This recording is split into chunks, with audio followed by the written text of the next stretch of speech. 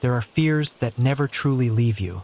They are like invisible ghosts, clinging to your mind, creeping into your quietest moments, whispering scary things when you are at your weakest. I know that better than anyone, because I once faced such a fear that originated in a remote place, and it seemed that it refused to stay there and decided to follow me, spreading the seeds of terror into my seemingly restarted life. It all started from that wooden house, a place hidden in the middle of a vast field, away from the noise of the modern world, a place where I have come with the hope of peace, of a quiet space to sort out the chaos in my heart. But instead of peace, I found something else, something ancient, silent, and full of malice. I still remember the first feeling of insecurity that crept into my body, vague like a morning mist. At first, it was just strange noises at night. The sound of wooden floors creaking even though no one was walking. The sound of wind whistling through the door even though it was calm. I told myself it was just the imagination of a tired soul, the natural sounds of an old house breathing. But then, the abnormalities became more obvious and could not be ignored. The climax was late one afternoon, when the weak sunset cast the last streaks of light through the dusty window. My heart suddenly started pounding for no apparent reason. A bad premonition took over me. And then, my eyes stopped at the old wardrobe door in the living room. It was slightly open, much wider than when I left the room a few minutes earlier. A small change, but in the tense atmosphere that prevails, it carries a terrifying meaning. I held my breath and moved closer. The inside was dark and empty, with only a few old cleaning tools leaning against the wall of the cabinet and a crumpled coat left behind. There's nothing unusual. However, I couldn't get rid of the haunting thought that something had just been there, or perhaps was still lurking somewhere in that deep darkness, observing me with invisible eyes. A cold, primal fear ran down my spine, preventing me from exploring further. My body seemed to be frozen, but at the same time, all my senses were screaming at me to leave immediately. I turned around, grabbed my coat and keys from the table, almost throwing them away in an uncontrollable panic. I started pacing frantically around the living room, my eyes darting around every corner frantically, trying desperately to deny the fact that I was alone. My temples throbbed with each beat of my heart beating wildly in my chest. I'm scared. Fear of that feeling of not being alone. Even though I strained my eyes to look, even though I panned every corner of the room with obsessive care, I still couldn't see any specific signs of an intruder. There were no footprints, no objects moved outside the closet door. However, the oppressive feeling of a certain presence became more and more intense, almost tangible, making the atmosphere in the room seem thick, making it difficult to breathe. It was like an invisible curtain tightening around me. In extreme despair and panic, reason almost gave way to instinct. I slammed the closet door shut. The sound of wood hitting each other echoed dryly in the eerie silence. Without stopping, I pulled out a heavy wooden chair and placed it tightly under the cabinet door handle. An action that seems silly. My remaining immature reason told me that if there really was something inside, a chair that was nothing, it could completely break the door to escape. But in the midst of extreme panic, it seemed like the only act of self-defense, the last fortress I could build to calm myself. A faint flicker of relief crept into my mind after that action. But that feeling was just as fleeting as a breeze. A few seconds later, when I had not yet come to my senses, the only ceiling light in the room suddenly dimmed, flickered, and almost turned off completely. The room was immediately engulfed in a ghostly dim light, where darkness and weak light blended together, creating strange shapes dancing on the walls. My lungs felt like they were being squeezed. I staggered away from the cabinet, almost tripping, my heart jumping into my throat. It was as if this house itself was mocking me, whispering in my ear that all my attempts at control, all my actions of self-defense were just meaningless jokes before the invisible power lurking here. I can't stand it another second. Fear had reached its peak, drowning out all other thoughts. I decided to leave immediately, tonight, no matter how late it was, no matter how dark and desolate the road ahead was. My survival instinct screamed at me that staying until morning was no longer a safe option. Could be a fatal mistake. I almost rushed into the bedroom, where the duffel bag I had packed earlier was lying on the bed. My hands were shaking so much that I could barely hold the zipper firmly. My chest felt like it was being crushed by a heavy rock, making breathing difficult. Cold sweat broke out, drenching my palms and the back of my neck. Just as I turned off the night light switch, plunging the room into complete darkness, I thought I heard that soft creaking sound again. This time, it seemed to come from behind me, somewhere near the living room, near that haunted closet. I stood frozen, not daring to breathe loudly. Every cell in my body seemed to be tense. All senses were on the highest alert. I slowly, very slowly, glanced out into the dark hallway. At that moment, the light in the living room flickered off again, like a ghostly signal. And for that brief, creepy moment, I swear I caught a glimpse of a shape right next to the closet. It's no longer a vague feeling. This time, it's more present. A dark, eerie figure was hunched over on all fours, head bowed to the floor, like a predator lurking in the darkness. It was unlike anything I had ever seen, a false, unnatural presence. My heart pounded like a war drum in my chest, its sound reverberating in my ears. A cold stream of adrenaline rushed straight to my brain and spread throughout my limbs, bringing instant strength and making my limbs numb with fear. Without a second of thought, no time for reason or hesitation, I rushed down the hallway, my feet barely touching the ground, past the living room where the figure was still lurking in my peripheral vision, and slammed into the front door, running out as fast as I could. I slammed the door behind me, the sound echoing in the quiet night like a gunshot. Outside, the cold night air rushed straight into my lungs, making me cough. But that cold, although harsh, brings a much safer feeling than the stuffy, deadly atmosphere inside that ghostly house. The weak, silver moonlight covered the surrounding deserted fields, drawing strange shadows on the ground. My old car, parked about 20 feet away, looked lonely and lost, the only sign of the modern, civilized world in this lonely, almost forgotten place. My hands were still shaking uncontrollably as I rummaged around in my coat pocket, trying to find my car keys. Clumsy fingers, numb from cold and fear. In my heart, I was half waiting, half terrified that I would hear the door open, the sound of hurried footsteps chasing behind me. But only the heavy, almost absolute silence of the night enveloped me. However, the suffocating feeling of being watched was still there, clinging persistently like an invisible membrane, until I heard the dry click sound when I put the key in the lock and opened the car door.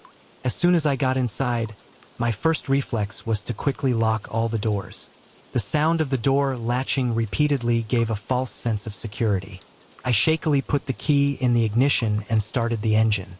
The roar of the engine broke the silence, but my heart was still beating as if it were about to burst out of my chest, aching.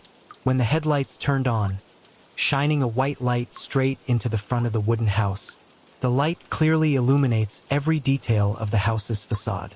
The warped and rotten wooden slats on the rickety porch look even more dilapidated under the headlights. Through the living room window where I had just escaped, I could still see the light inside flashing on and off without stopping. Under that flickering light, the house looked almost alive, like a strange, trembling creature breathing in the darkness. It is no longer an inanimate structure, but an entity that is observing, waiting. A primal terror, rising from the depths of my instincts, took over my entire mind. An overwhelming urge told me to drive, to get away from this place, as quickly as possible, before something in there decided to chase me. And that's exactly what I did. Gravel crunched under the tires as I pressed hard on the accelerator. The car jumped up and into the darkness ahead. I didn't dare slow down, didn't dare look in the rearview mirror, and definitely didn't dare look at that house even once. I just drove and drove until the house's headlights were just a small dot and then completely disappeared in the darkness. Even now, many years have passed as I tell the story. I still cannot explain in a completely logical way what really happened in that remote cabin. My mind is always trying to find reasonable explanations. Could it be extreme exhaustion, anxiety, and loneliness that made me hallucinate? Were the noises, the flickering lights, even the silhouette, Just a coincidence of completely normal phenomena that I had misinterpreted in my state of panic? Yet, the memory of that horrifying crouched figure, of the black, sticky handprints that I seemed to have glimpsed on the side of the cupboard as I ran past, and above all, the feeling of not being alone, that feeling of being maliciously observed, are still engraved in my mind indelibly. There are times, during the day, under the bright sun, I try to convince myself that it's just a strange trick of light and shadow, because I'm mentally unstable. But then, late at night, when the house became quiet and my mind began to wander to that distant memory, I still felt cold down my spine, a familiar chill running through my body, as if something invisible was watching me from the darkness. Even though I was hundreds or thousands of miles away from that rural house, the horrible memory of it was still strangely persistent. It makes me still occasionally startle and glance over my shoulder, especially when I'm alone in the dark, half hoping and half afraid that I'll accidentally encounter a dark shadow hiding somewhere in the corner of the room, like the shadow in the old wooden house. Dark, that's where fear resides. Although I was lucky to escape physically safely, without a scratch, that feeling of fear became a psychological scar, haunting me for a long time afterward. Changed me. I became more alert, more easily startled. Even ordinary things become scary. I couldn't light a fireplace or sit near a large wardrobe without feeling like there was an invisible pressure pressing down on my back, sending chills down my spine. A vague feeling of being stalked but impossible to shake. I've wondered countless times. Was the horror lurking in that wooden house really only limited by those four old walls? Or did it find a way to follow me, like an invisible parasite? Would it cling to my thoughts, determined to haunt me from within, turning my life into one lasting fear? And sometimes, in those breathtakingly quiet hours before dawn, when the world is still asleep and I am alone facing my own thoughts, I ask myself another question, one that makes my heart beat faster. What might have happened if I hadn't run away that night? What if I decide to stay? Will I find a reasonable explanation that will clear things up? Or will I face something so horrifying that it cannot be described in words? I know that I will never have the answers to those questions. The truth about what happened in the cabin will forever remain a mystery to me. But there is one thing I know for sure, one decision that will never change. I will never, ever go back to that place. Just thinking about setting foot in that place again, even in my imagination, is enough to make my heart pound and my breathing become rapid and shallow. The image of the closet door slightly open, the light flickering, and that stooped figure appeared clearly again. Those dark fingerprints, whether real or not, will forever be ghosts lurking in my memory, always lurking somewhere at the fragile threshold of reason, ready to jump out any time I let my guard down. I tried to bury the memory of the wooden house. I moved to the city, found a new job, a new apartment, hoping that the noise and bustle of the city would drown out the ghostly whispers in my mind. I consider myself a relatively realistic man, or at least, I tried to be so after that terrible incident. I interpreted my fear as a sequela of psychological trauma, something that could be controlled and overcome with reason. When I took a new job in the city, moving to a smaller, albeit old, apartment was for me just a temporary sacrifice, a necessary stepping stone. The apartment building itself is quite old, despite being advertised as newly renovated. The long hallways were painted a dull gray color, where my every step echoed strangely, creating a feeling of loneliness and loss. And especially the elevator. Oh, that old elevator, with its yellow, flickering lights, making each trip up and down feel like you're slowly entering another world, a parallel dimension full of uncertainty. But at least this place seems quiet enough. There are no noisy neighbors stomping overhead, no music blaring through the walls late at night. The previous tenant even left behind a few minimal pieces of furniture, an old couch in the middle of the living room, a coffee table with chipped corners, and a few dusty shelves, making the space look less empty. This unexpected convenience made me feel a little satisfied. At that time, I never wondered why the former tenant left in such a hurry, leaving all his belongings behind. I simply think that in apartment towers in this city, people come and go constantly. Life is inherently a constant flow. I was wrong. The first few weeks passed relatively peacefully, with nothing particularly unusual happening. My new job requires me to stay at the office quite late, often coming home after dark.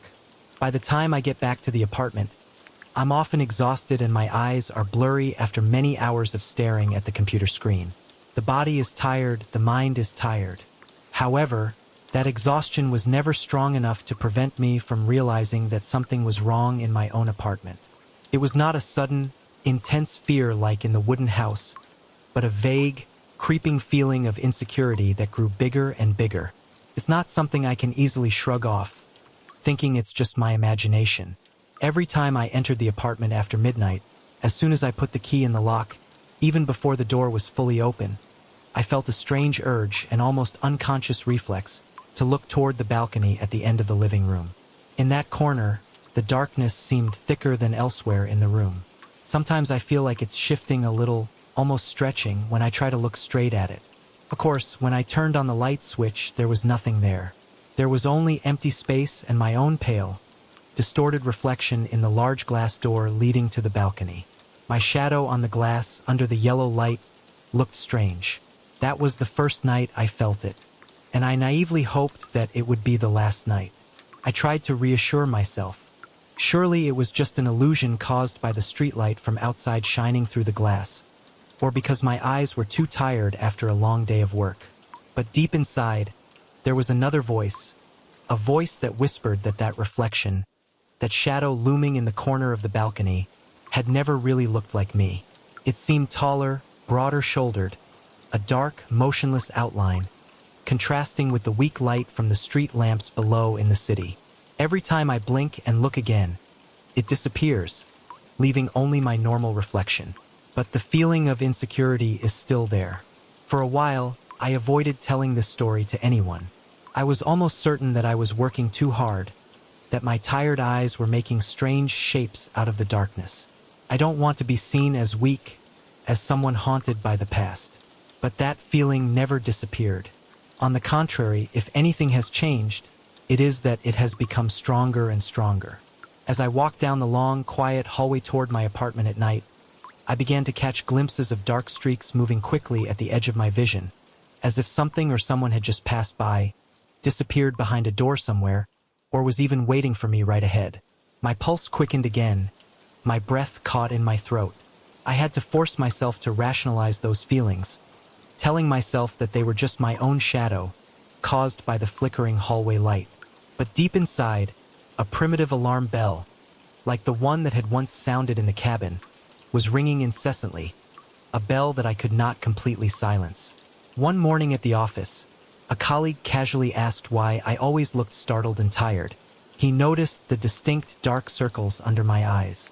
I just laughed it off, explaining briefly that I was still gradually getting used to the new place and the new pace of life in the city.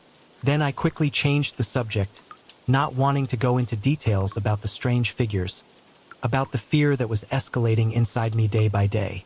I can feel how ridiculous it would sound if I admitted to another grown man that I was scared of the dark in my own living room. So I shrugged it off during the conversation, but couldn't get it out of my head. The fear of the elevator also began to grow. One night, the steady click of the elevator light as it flickered felt more ominous than usual. The lights flickered faster and faster, and I felt my chest tighten, as if something was waiting for me upstairs. Maybe it's sitting there, right on the balcony, patiently waiting for me to come home. The moment the elevator doors opened on the 8th floor, a mild dizziness hit me and my legs felt as heavy as lead. I walked out into the familiar hallway, but tonight it seemed different. I noticed that the old wallpaper on the wall seemed to be rippling slightly under the flickering fluorescent lights, creating an eerie visual effect. I realized my hands were shaking as I tried to put the key in the lock. The slight click sound of the lock rang out. I stopped for a second, took a deep breath, and prepared myself. I was almost certain that I would see that figure again. And just as I had predicted, from the corner of my eye, I saw a dark shadow leaning against the balcony glass door. It stood silently, motionless. My whole body muscles tensed. Cold sweat seeped through the shirt on the back of my neck. But when I mustered up the courage to turn my head and look straight at it, all that was left was empty space and my own reflection's eyes, wide open in fear. It disappeared again. Or perhaps it was never really there? I'm not sure anymore. That was the night I decided to always leave the living room light on whenever I got home late from work. A solution that seems superficial, more like a superstitious ritual than a truly well-founded plan. I hoped that if the room was always filled with light when I returned, the darkness would have nowhere to hide, and the figure would not be able to form. For a short time, this solution seemed useful. I got home late, opened the door, and found my small living room illuminated in a warm, pale yellow light. The balcony curtains were still closed, but I could see the light of the room lamp reflecting dimly on the glass. There was no silhouette, no looming presence in the corner of the room. My heart rate will slow down a bit, and I can breathe a sigh of relief, if only temporarily. However, relief never lasts in situations like this. There is always a turning point, an event that pushes things further. The turning point for me came on a particularly stormy evening. Pouring rain pounded against the windows, and distant thunder shook the air, making the walls of the old building vibrate. Sadly, I forgot to turn on the light that morning. I rushed to my morning meeting without having time to think about my usual precautions. So the apartment was dark when I got back. The moment I opened the door, a bright flash of lightning tore through the night sky, illuminating the entire living room in a blinding, ghostly white light for a split second. And in that moment, I swear I saw something standing right near the balcony curtains. This time, it's not just a vague, unclear silhouette anymore. This time, it was an unmistakable outline of broad shoulders and a head standing motionless at the corner of the balcony. My heart felt like it was jumping in my chest. And in that terrifying moment, I thought I heard a faint noise, a hoarse sound like heavy, panting breathing. My own breath caught in my throat. I tremblingly groped the wall next to the door, trying to find the light switch in the dark. Another bolt of lightning flashed through the window, followed almost immediately by a loud roar of thunder, causing the walls of the building to shake violently. Finally, my finger touched the switch and turned on the light. A familiar yellow light filled the room. There's nothing there. I stood frozen in the middle of the living room, one hand still on the light switch, trying to calm my pounding heart. I still feel the sound of thunder echoing through every bone. My mouth was dry, and I could taste the bitter taste of adrenaline on my tongue. The atmosphere in the room was thick, almost electrically charged, as if an invisible current was running through my veins.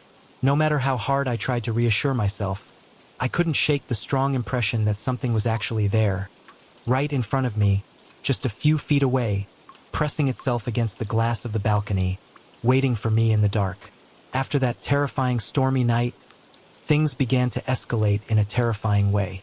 It's not just about turning a light switch on or off anymore. Fear has crept deeper into my daily life.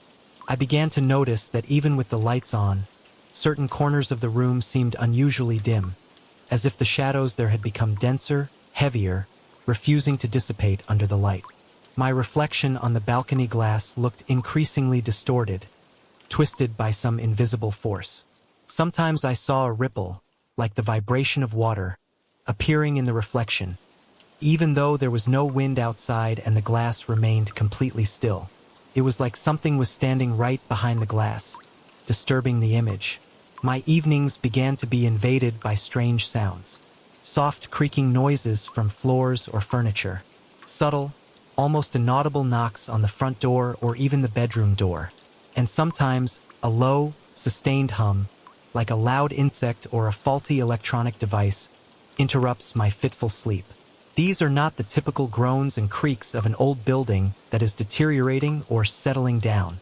These sounds seem deliberate, calculated, as if someone or something was making them on purpose to get my attention, to tease me. Whenever I tried to concentrate and listen, trying to locate the source of the noise, it would suddenly stop, leaving behind a heavy silence. Only the hairs on my arms were still standing up and an indescribable chill ran down my spine. I tried my best to streamline everything. I told myself that old apartment buildings have their own quirks, that stress from work and obsessions from the past can distort my perception of reality. But reason gradually fails in the face of increasingly bizarre and terrifying experiences. Some nights, I heard a deep, rhythmic clicking sound coming from the balcony glass door, as if someone was gently tapping the glass with their finger from the outside. In those moments, my heart beat so hard I felt like it might burst out of my chest.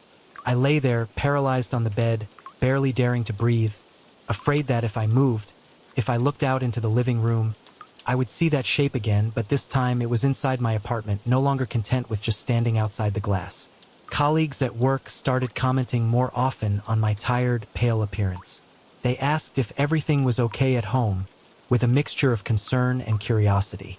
I tried to smile wryly, repeating the same old explanation that I was just adjusting to my new life in the city. But I could tell they suspected something was wrong, something deeper than simply being tired from work. Sometimes, I even feel like there are eyes watching me even in a crowded office. And a crazy, paranoid thought crossed my mind. Would that entity, whatever it was, follow me out of my apartment? That feeling of being watched began to haunt me more persistently. It followed me down crowded streets, crept into busy grocery stores, and even followed me on crowded public buses. It was as if an invisible black hole of fear had opened up inside me, and no matter where I went or what I did, it was always there, threatening to swallow me into its darkness. One particularly bad evening, as I stepped off the familiar elevator on the 8th floor, I heard a sound that I was certain was not imaginary. A hoarse, squeaky whisper rang out right behind me in the quiet hallway. It was too small, too muffled to distinguish words clearly, but the sound was enough to give me goosebumps all over my body. I turned around immediately, my breath caught in my throat, but the hallway was completely empty. There were only the lights overhead flickering ominously and a distinct feeling that the air around me had just become thicker, heavier. The key slipped from my sweaty hand, falling to the floor with a dry clack sound, echoing in the eerie silence. It took me a few seconds to bend down to pick it up, my fingers shaking violently. Every instinct in me was screaming, urging me not to open my apartment door, to run somewhere. But I have nowhere else to go. And there is no one I want to confide in about this madness, about the fear that is slowly eroding my reason. As soon as I turned the key and pushed the door open, the old, familiar, heavy atmosphere of the apartment enveloped me like a damp blanket. This time, I forced myself to look straight at the balcony immediately. In a flash, I saw a dark shadow pass near the glass door, a graceful, agile movement, as if something had hastily retreated, hiding behind the thick curtains. My heart pounded in my chest, echoing in my ears. Before I could even take off my coat, I rushed across the living room, yanked the curtain aside, and stared out at the balcony, wet from the drizzle. Of course, it was empty. The shimmering city lights below reflected on the wet concrete floor. There was no sign of anyone or anything else, but I can still feel it. An invisible presence was hovering just out of sight, as if it were crouching right behind me, watching me with cruel interest. Sleep has almost become a luxury.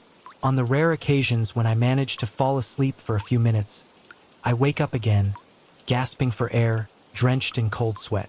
Nightmares blended with reality in a terrifying way, making it difficult for me to distinguish between dreams and reality. I began to wonder if my mind was truly unraveling, slowly losing control. Every shadow on the wall seemed to take the shape of a lurking human being. Each reflection in the window seemed to have a life of its own, moving when I wasn't looking. And then came the night of confrontation, or rather, the night I tried to cope. I know I can't live in this fear forever. Leaving the apartment immediately is not a viable option. I was bound by a lease, finances were tight, and there was no immediate solution to breaking the lease without getting into big trouble. Desperate, I decided to try a new tactic, a direct confrontation, even though it sounded crazy and reckless. I'm at the end of my rope. One evening, I deliberately came home later than usual, much later. I hoped that my own extreme fatigue and the thick darkness of the night would force whatever was inhabiting this space to fully reveal itself. My plan is very vague and unclear, but I told myself that I would face it head-on, whatever it was, whatever the consequences. Stepping into the dark living room that night was like stepping into a murky, stagnant puddle. My skin felt like it was covered in static electricity, and every breath tasted rancid and stuffy, as if the air in the room had been drained of all its oxygen. I stood in front of the balcony glass door, where my fear was usually concentrated.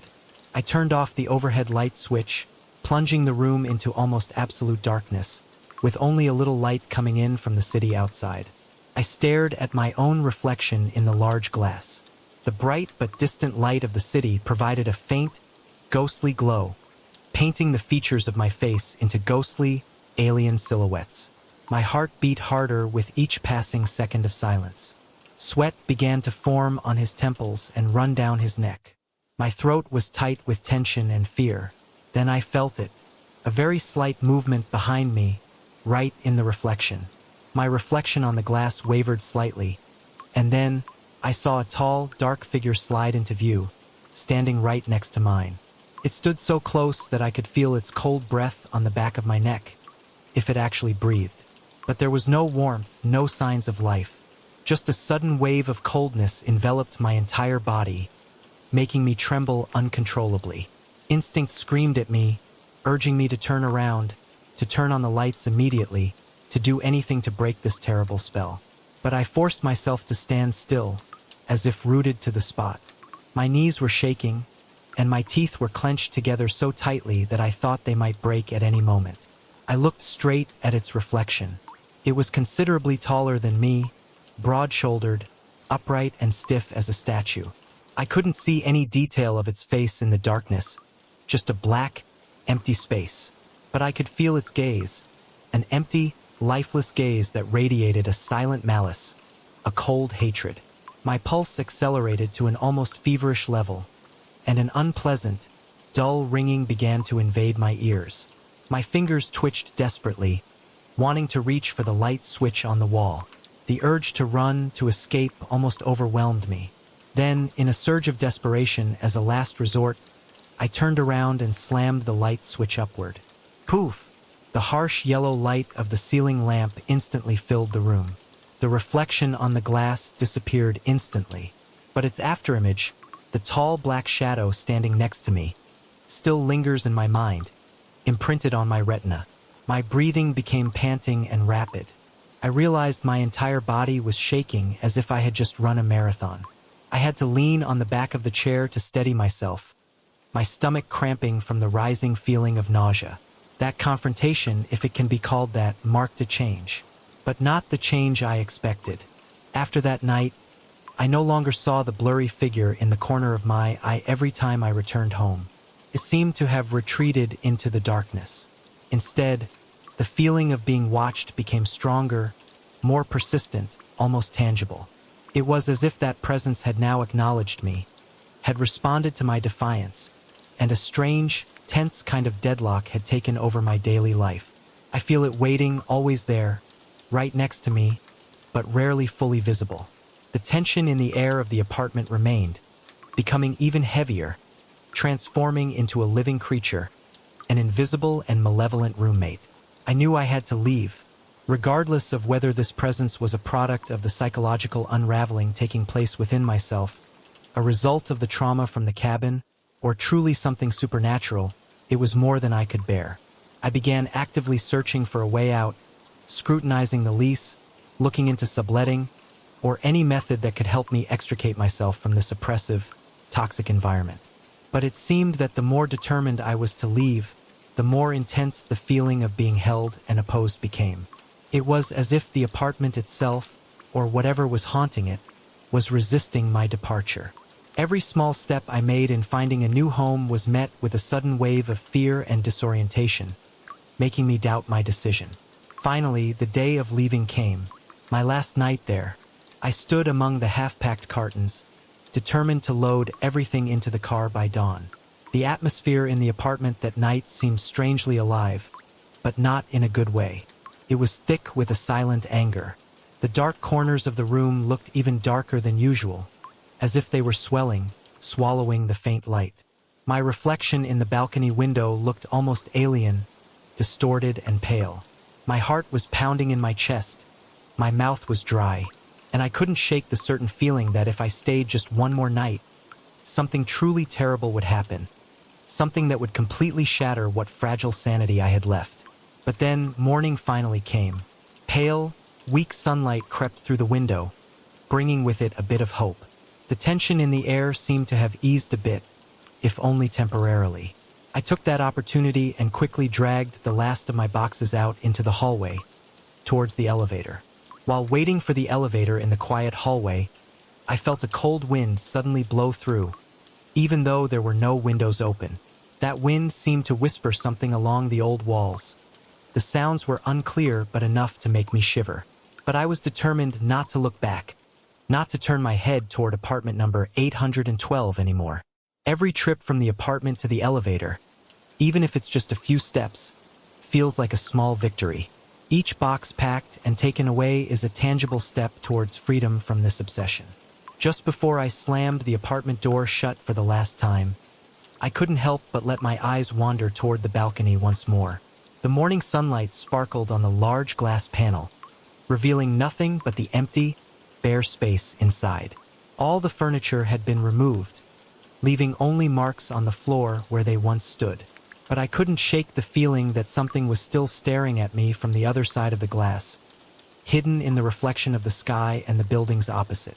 My heart was pounding in my chest again, and cold sweat trickled down my temples.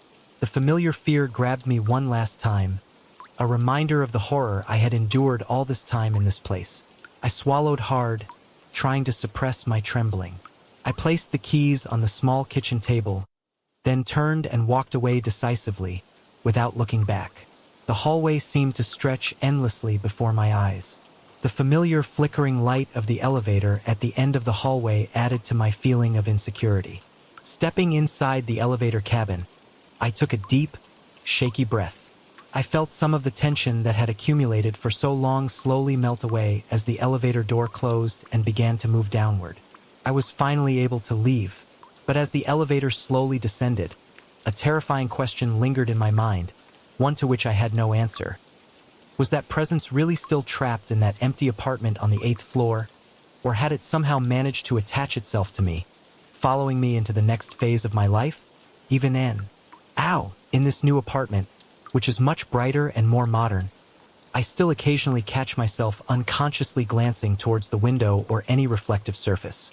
My pulse beats faster in those moments, and I can't help but wonder, will some evening, when I work myself to exhaustion again, when my mind is tired and caught off guard, will I again see that tall dark shadow leaning quietly against the glass door, patiently waiting for me?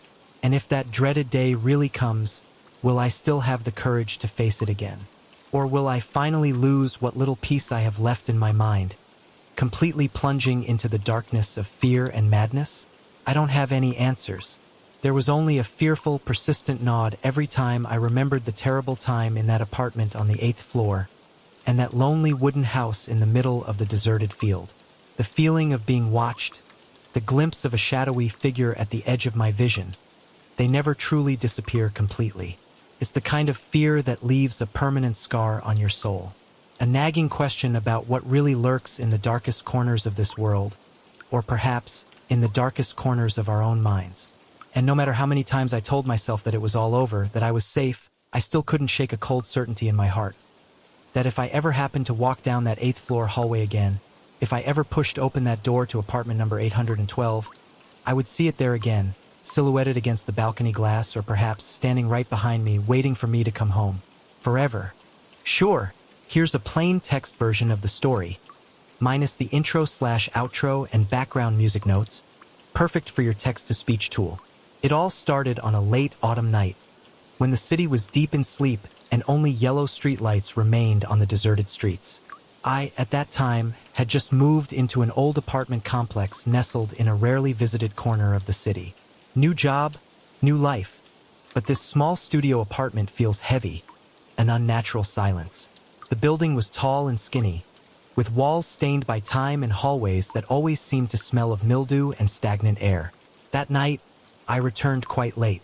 The ground floor hallway was deserted, with only weak light from a few old ceiling light bulbs, one of which kept flickering, creating strange dancing shadows on the dull ceramic tile floor. My footsteps echoed lonely, amplified by the surrounding silence. The elevator signal light was on the far wall, a small red-orange light glimmering in the darkness. I pressed the elevator call button, and the familiar groan of the old cable system rang out from above, a dull mechanical sound like the sigh of the building itself. The elevator took a while to sluggishly go down. When the heavy metal door slid open, the air inside blew out, carrying the smell of motor oil and an indescribable cold feeling. Inside, the lighting was worse than in the hallway. A single light bulb on the ceiling, a long fluorescent lamp, flickered erratically, turning bright and dark, turning the cramped space inside into a scene straight out of a nightmare. Scratched and discolored metal walls reflect flickering light, creating a distorted, unreal feeling. I hesitated in the doorway. There was an urge to turn around and walk away, to climb a few flights of stairs rather than step into this scary metal box. But fatigue after a long day won. I reassured myself that it was just an old elevator, nothing more, nothing less. Taking a deep breath, I forced myself to tremble forward step by step. The cold from the metal floor seeped through the soles of my shoes. My fingers, slightly shaking, found the button for my floor in the dim, flickering light. The door slammed shut with a heavy thud, cutting me off from the outside world. The elevator began to move, accompanied by a creaking sound and a slight vibration. I tried not to look at the metal doors ahead, where my reflection appeared blurred and distorted. But there was a morbid curiosity, an almost masochistic urge, that forced me to raise my eyes. In the flickering light, my reflection looked strange, shoulders slumped with fatigue, face pale, eyes more confused than I expected. The metal surface is not completely flat. It is slightly bumpy and scratched, causing the image to stretch and bend in a ghostly way. The shadows created by the flickering lights danced on the mirror's surface, making everything even more terrifying. Then I noticed it. In one corner of the reflective metal plate, just behind my image, there was a blur. At first, I thought it was just a stain or a big scratch on the surface. But when I squinted closer in the moment the light steadied a bit, I realized it had a shape. A shape of something too tall, too straight, and too solid to be just a smudge or an illusion of light. It stood tall, right behind me in the reflection. My breath caught in my throat. My heart began to beat strongly, each beat like a pounding drum in my chest. A stream of cold air ran down my spine. I tried to resist the instinctive urge to turn around. Last time, no, I must have just imagined it. But there was a vague memory, a feeling that I had felt some silent presence, and when I turned around, there was nothing there. It just made my fear more unreasonable. This time, I decided not to come back. Instead, I was hypnotized, eyes glued to the metal plate in front of me, watching in a state of paralyzed fascination. That blur seemed to be gradually getting sharper. It is no longer an unclear shadow. It gradually took shape, taking the shape of a man. A tall man, much taller than me, almost reached the elevator ceiling. He stood motionless, his head bowed slightly, as if intently studying the back of my skull.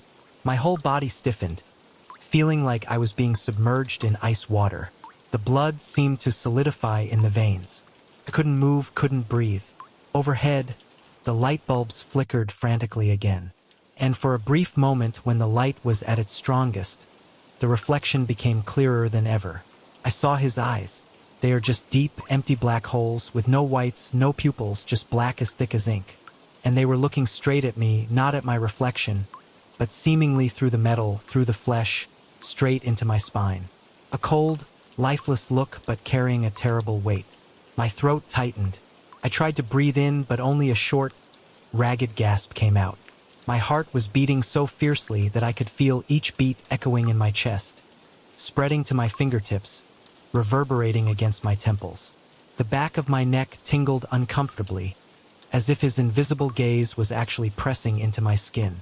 With some extraordinary willpower, I tried to keep myself still, not daring to turn back even an inch, facing what my reflection insisted was standing right behind me.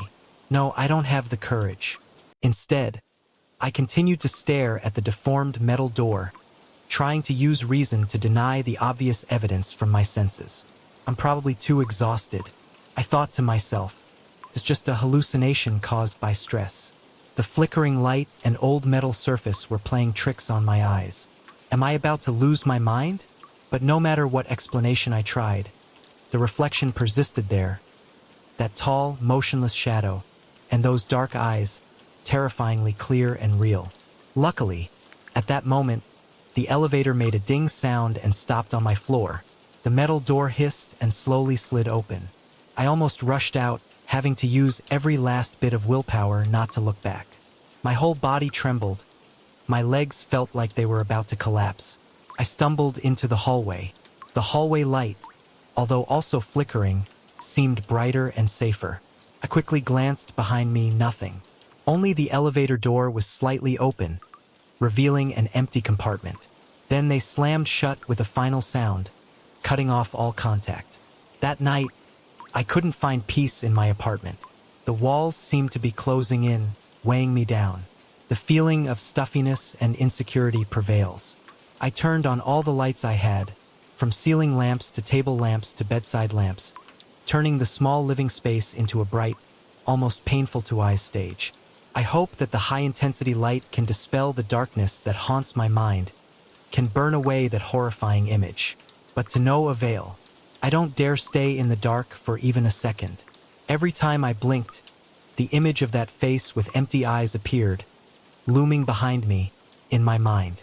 I started to doubt everything. Not just what I saw, but also the reliability of my own senses.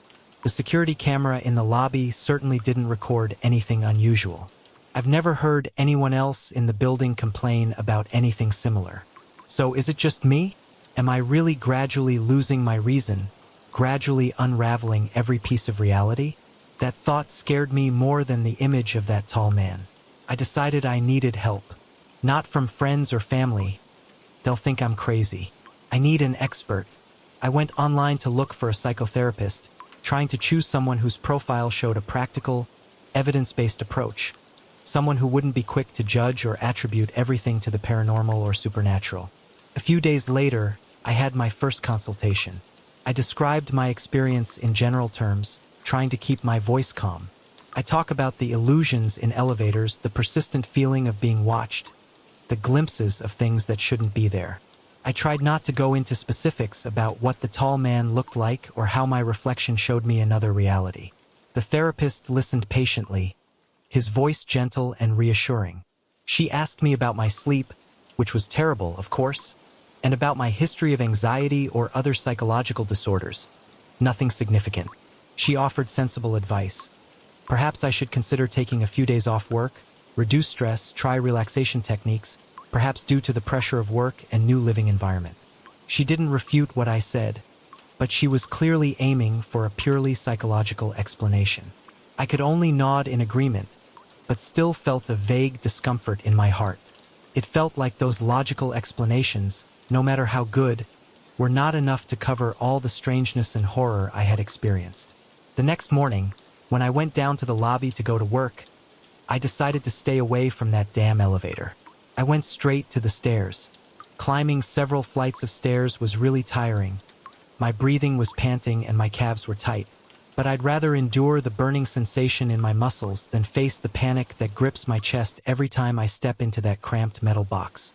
The stairs are narrow, damp, and echoing.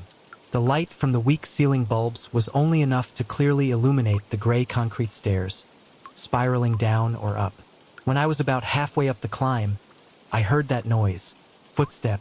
Very light, but clear footsteps were echoing from behind me, downstairs.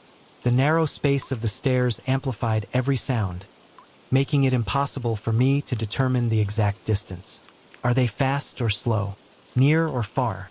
I stopped, my body stiff, one hand holding onto the cold, wet wall to keep my balance. Cold sweat began to flow down the back of my neck. The footsteps continued, seemingly slow and careful, not rushed. Then suddenly they stopped. The silence became heavier than ever. There was only the sound of my heart pounding in my chest and the sound of my own rapid breathing. Should I look down? Was there someone standing on the landing downstairs, hidden in the shadows, looking up at me? After a few seconds of breathless tension, I mustered up my courage and glanced quickly over my shoulder. Nothing. There are only gray, empty concrete stairs, spiraling down in dim light. Not a single person in sight. But the uneasy feeling was still there, as if something had just disappeared or was lurking somewhere out of sight. My heart was still beating like it wanted to jump out of my chest. I forced myself to keep climbing, my steps heavy, until I finally reached my floor. I gasped as I stepped out into the familiar hallway, feeling like I had just escaped an invisible chase. In the weeks that followed, my life became a strange tug of war. I alternated between using the stairs and the elevator, but neither option provided real peace. Going up the stairs is haunted by invisible footsteps. Taking the elevator, I was afraid of the shadow in the steel mirror.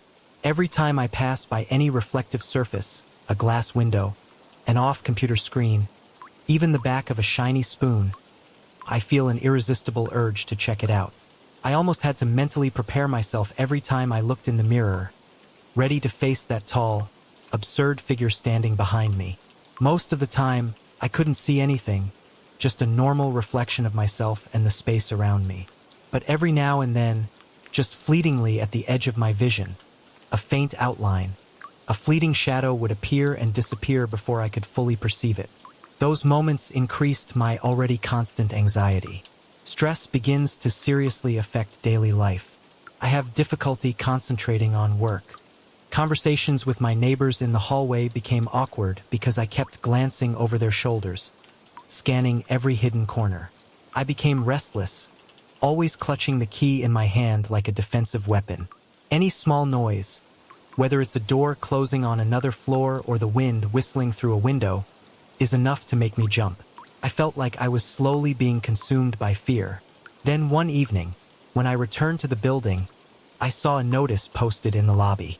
The content talks about upcoming elevator maintenance. There have apparently been complaints from other residents about flashing lights and the elevator occasionally stopping suddenly between floors. My chest tightened. On the one hand, I felt relieved that the problem wasn't just happening to me, that there were real technical difficulties. But on the other hand, the prospect of having to step into an elevator that was under repair, could stop at any moment or suddenly plunge into complete darkness, terrified me. However, the alternative, climbing dozens of flights of stairs and listening for ghostly footsteps on each landing, is no better. Standing in front of the elevator control panel, I took a deep breath, trying to calm myself. It's just maintenance. They will fix the lights. Everything will be fine. I told myself and forced myself to press the elevator call button. This time, when the door opened, the inside was illuminated in an unusual way. No more flashing fluorescent lights. Instead, there are bright white LED panels, without the slightest bit of blurriness in any corner. The light is so strong that it is almost sterile, dispelling all darkness. I swallowed hard, feeling the tension still present in every fiber of my body, but there was also a glimmer of hope. Maybe, just maybe, this strong light will dispel the illusion. I walked inside. My entire body was like a tense guitar string. Every sense was pushed to the highest alert level. My eyes involuntarily turned to the shiny metal doors as they slid closed with a heavy thud. The elevator started going up. This time it seemed smoother, with less noise. I looked at my reflection. It was still that distorted version, but now more clearly illuminated. The shoulders were still hunched with tension. The eyes still had a wild gleam, and fear still seemed to radiate from every pore. But behind me, in the reflection, there was nothing. There was only the metal wall behind me. A minute passed. 2 minutes. There was no sign of the tall man. There are no shadows lurking.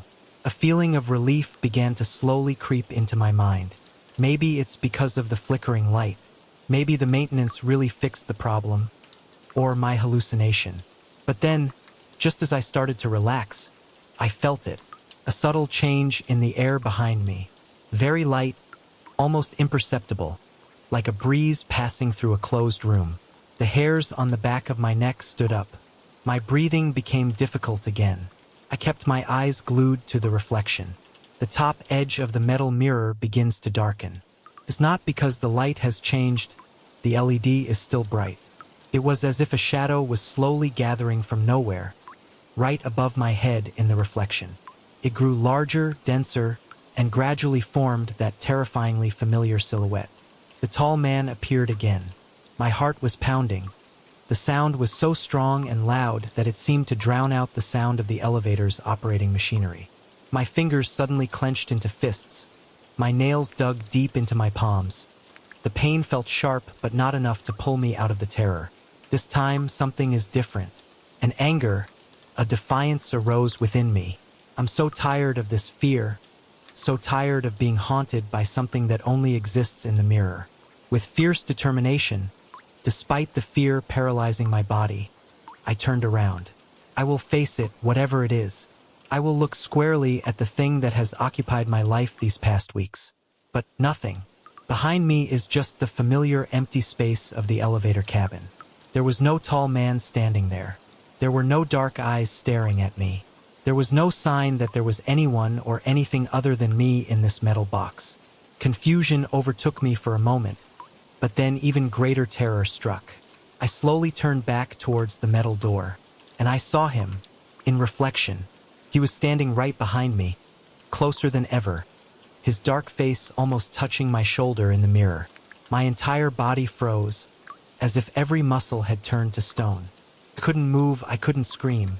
At that moment, the overhead LED lights, brand new lights, suddenly began to flicker. Not the erratic flashing style like old light bulbs, but a fast, steady flashing effect like a stroboscopic light, causing the elevator cabin to continuously light up and darken. In those alternating moments of light and dark, the man's reflected face seemed closer to me. His dark eyes seemed to bore deep into my soul. I could almost imagine his cold breath on my cheek, but all I felt was the still coldness of utter fear. Then suddenly, the elevator lurched violently and stopped abruptly, stuck between two floors. The sound of the engine fell silent. The LED lights flicker and then turn off completely. Darkness covers.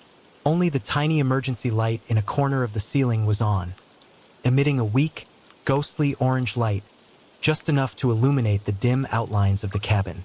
I'm stuck in this narrow prison box, and the reflection, though fainter in the fading light, still insisted on showing me that impossible thing standing right behind me, a tall shadow looming in the dim orange light.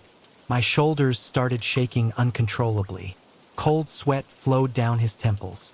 I panicked and hit the emergency button, but it only made a static sound and then went silent. It's broken. Everything is broken. Panic exploded, gripping my throat like an invisible hand.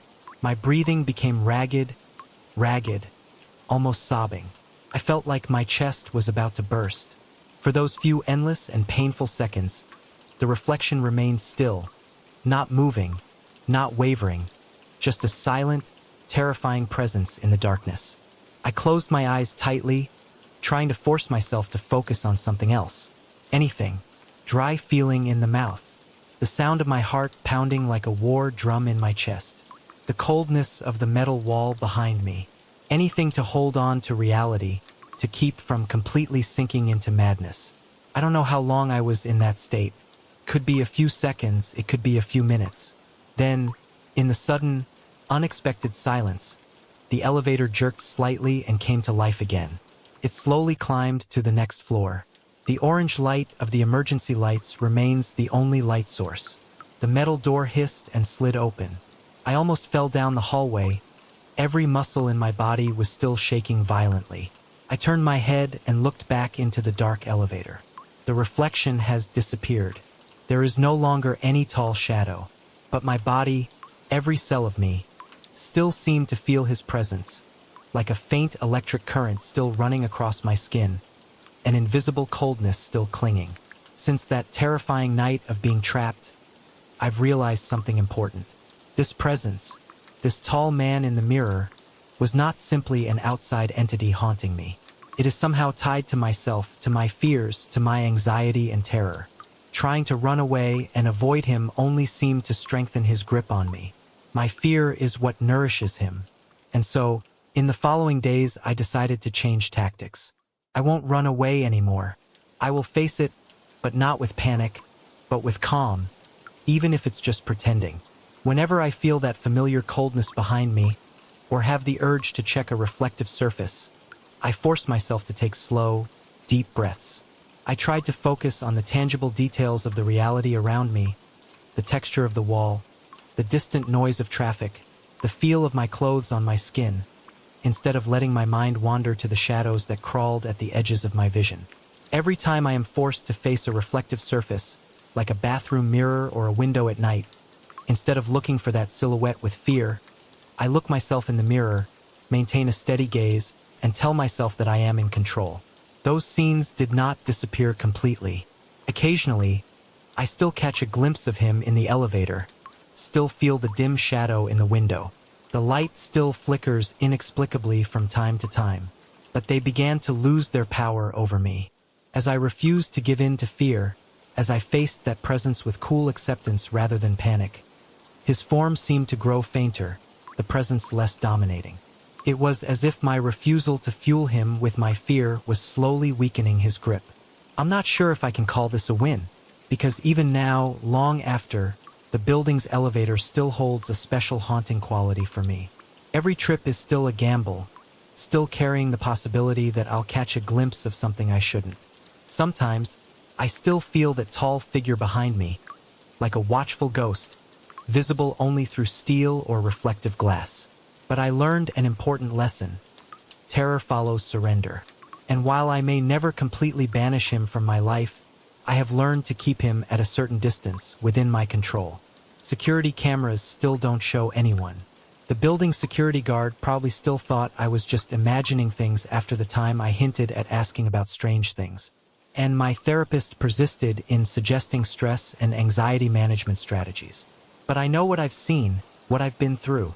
What remains is a nagging insecurity, a constant reminder that reality may not be as solid and concrete as we would like to believe, that there are cracks, hidden corners where absurdities can creep in. I still take the elevator every day, and every time I walk in, my heart still beats a little faster. But now, I stand up straight, my head held high, and I can no longer take my eyes off that polished steel door, not out of fear but out of a silent challenge. Because whether he is a figment of my imagination, a manifestation of my deepest fears, or an actual intrusion from some dimension I cannot understand, I will not give him the satisfaction of seeing me surrender. I live my life regardless of his presence. It was the closest thing to peace I could achieve, an uneasy truce with the darkness that followed me, reflected on every shiny metal surface and lurking in every shadow that flickered out of the corner of my eye. A life lived in the shadow of a fear that never truly goes away, just learns to coexist with it.